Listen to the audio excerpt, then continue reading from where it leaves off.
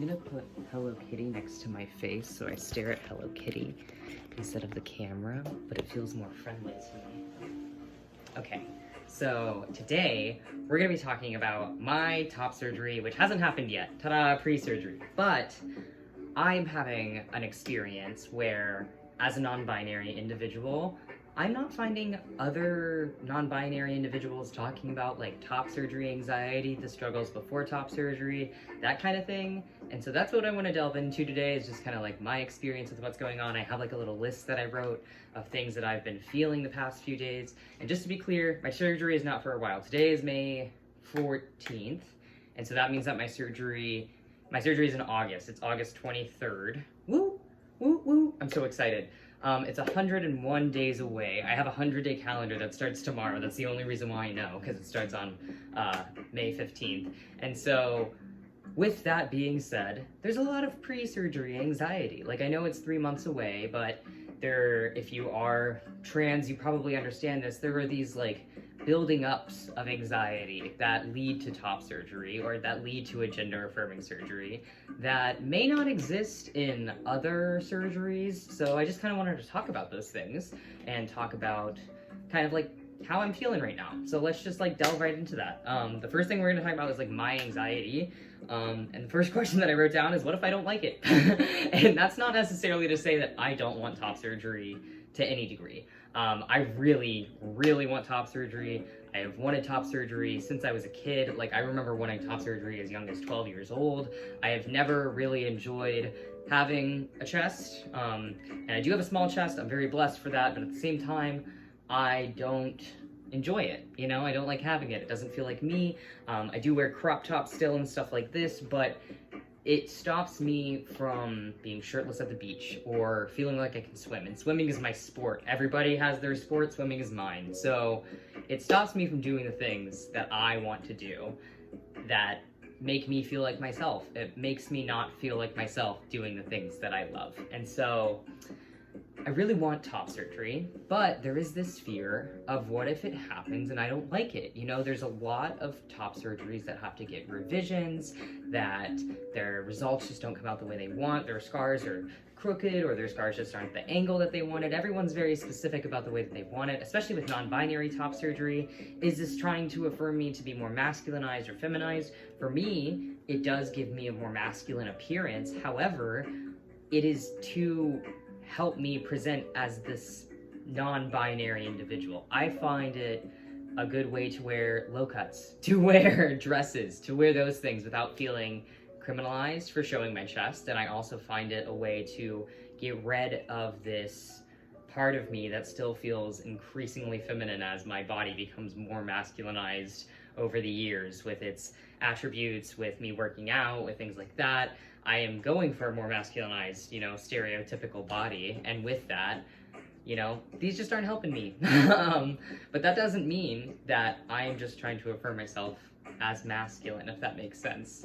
Don't know if it does, but other NBs out there, comment, let me know how y'all are feeling about that. I'm gonna get on to the next point. The next point was my chest won't be masculine, because my biggest fear, I guess, for mine personally, and like I said earlier, a lot of people, especially with non-binary top surgery, we all go for different forms of top surgery. You know, there's double incision, there's keyhole, there's peri, but beyond that, there's different forms of their scarring. There's different, like, angles you can cut it at. There's curved ones like this. There's straight ones like this. There's ones that go down. There's ones that, like, go like this. Like, you can do whatever you want, basically, as long as you communicate with your surgeon. A lot of surgeons are willing to kind of work within means of, like, presenting you however you would feel comfortable.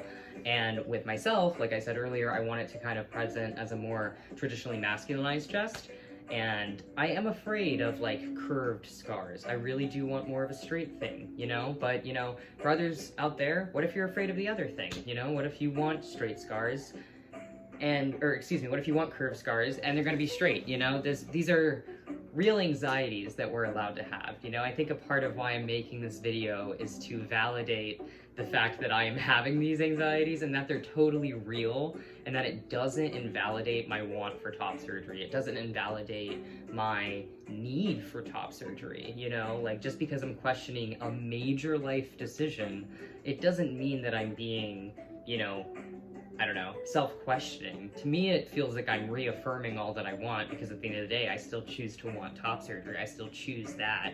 And, you know, I guess these questions just kind of come up often, and that's why I wanted to talk about them, because I want other people to feel like they're not alone in this world and alone in this, like, identity, alone in this anxiety. Feeling alone in anxiety is like a really bad feeling for people, so I don't know. I guess I'm making this to reach out and find community, and I'm also making this for those of you in the future who may not find community like this. So NB to NBs, or NB to trans folk who are watching this, I love you guys. You guys are so valid. I'm sorry you're feeling this way, but like, I'm right there with you, so let's keep this going. A huge thing that I have personally, like I said, this is very personal, for my dysphoria is my curve dysphoria. I have these little, like, curves right here, you know?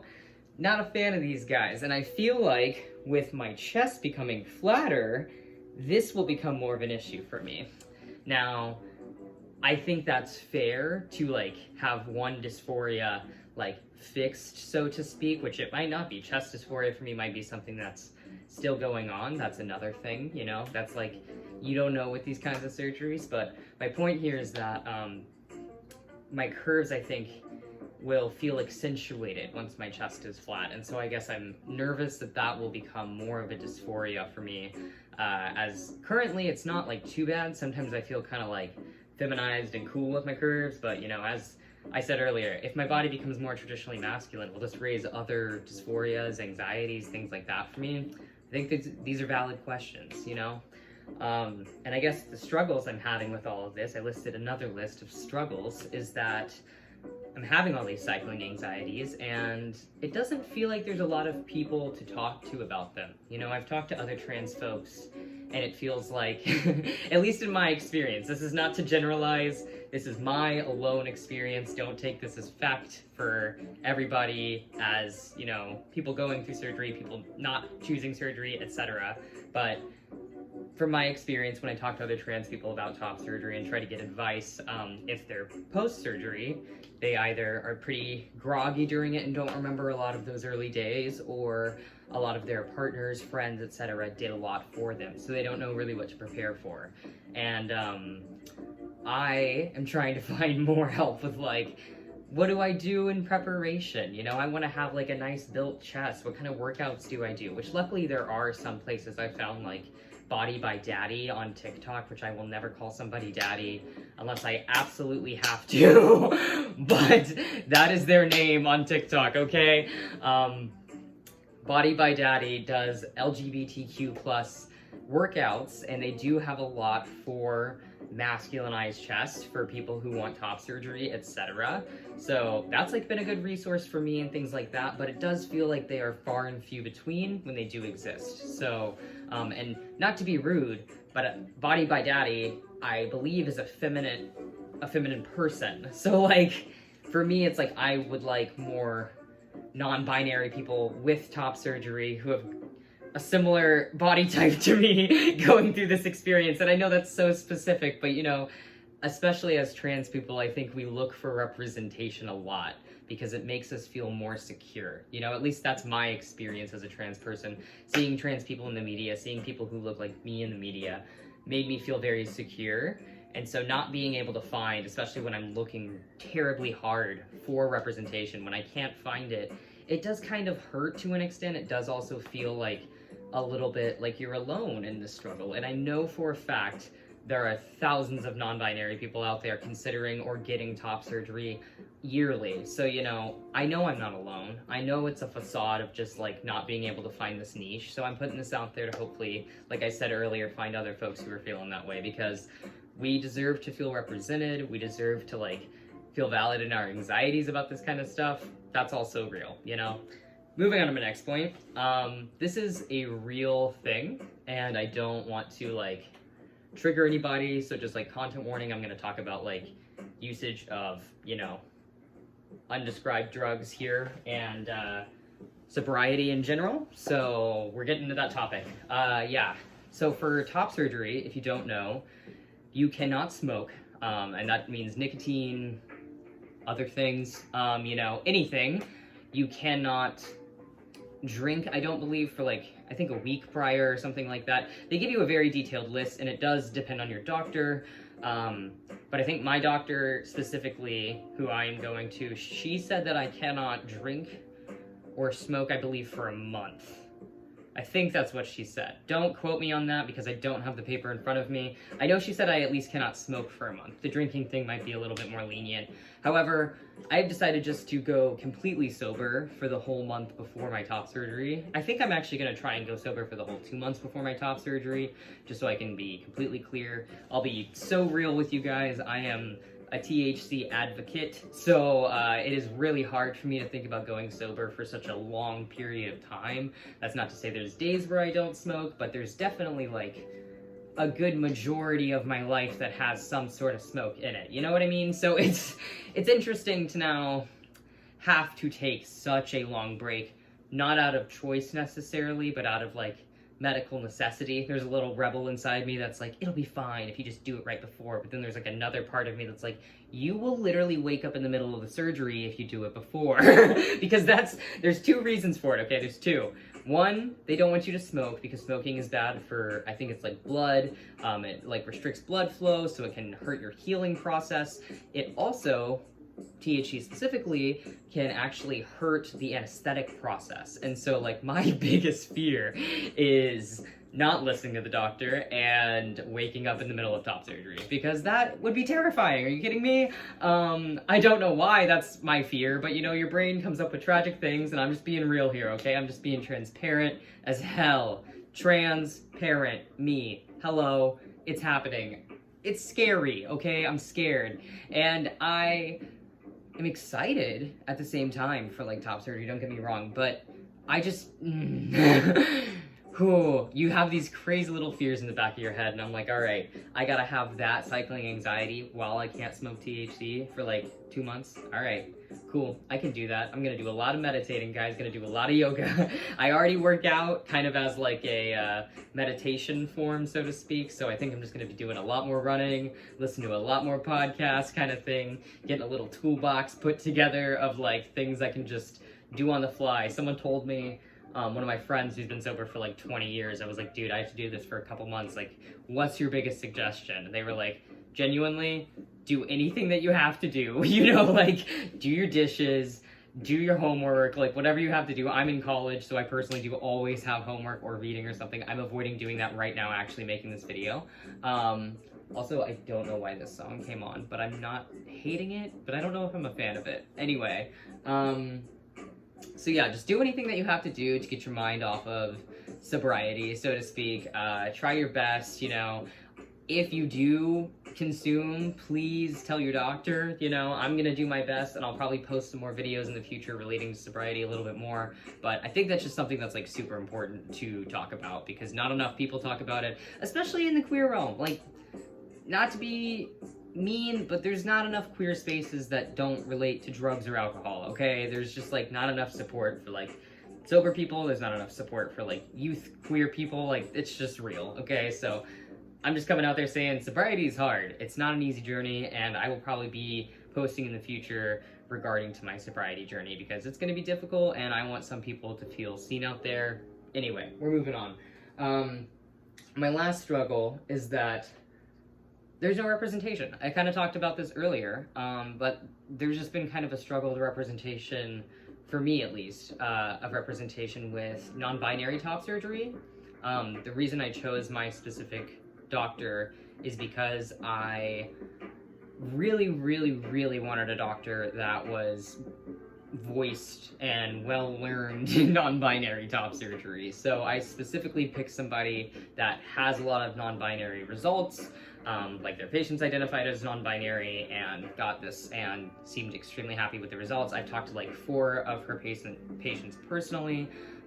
So that's just like made me feel a lot better with this specific person. I'm afraid of misgendering, I'm afraid of dealing with that kind of stuff, because as trans people, we already deal with that at the doctor, so I just need someone who's friendly with non-binary people. I'm not really comfortable yet sharing on YouTube where I'm going to be getting my surgery, but I will be posting in the future, because I would love to share results if she's good. So absolutely that will be like open to discussion later. But I guess the last note I want to end on my little list here, it's just like being queer is so individual, like being trans, specifically being non-binary, it's so individual the way we experience things like gender affirming care. Some people never go for like medical gender affirming care beyond therapy. Sometimes they don't want hormones, sometimes they do, sometimes they don't want surgery, sometimes they do.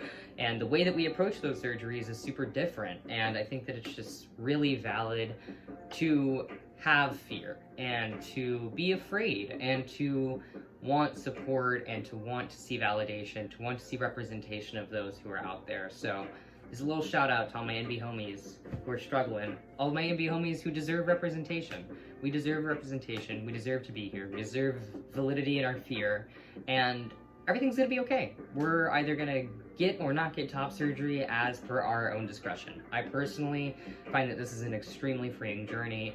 I'm really excited for this regardless of all of this anxiety. I have great support from my girlfriend and my family, my friends, my job, like everyone has been fantastic. I'm about to start a fundraiser for it. So with all this being said, it is a good journey for me personally, and it is something I've chosen to continue through with. And I suggest that if that's what works for you, do it. You know, absolutely do it. Top surgery can be freeing and amazing and wonderful and beautiful. Like gender affirming care can be so beautiful and freeing, genuinely, and I'm excited to embrace that. So I think that's where I'm going to end this, but I appreciate you all. Comment if you guys have any more questions, because I will probably make a follow-up video to this with like more questions, concerns as I get closer to top surgery. Like I said, 101 days out, so I'm pretty far out. I have a while, so with all this anxiety going right now, I can only imagine how it's going to getting closer to the date. I'll probably have follow-up videos to this, follow-up questions with my own anxiety and whatever you guys comment. So let me know, and I will get back to you guys later. Have a good day. Also, it's Mother's Day. Happy Mother's Day to all the mothers. Happy Mother's Day to my mom, to all the moms out there, to the moms who cannot be there for their kids right now, to the moms who have lost their kids. You were all wonderful, beautiful. Mwah, mwah, mwah, mwah. Happy Mother's Day. You guys have a good one. Thank you for watching this video. Okay, bye. Mwah.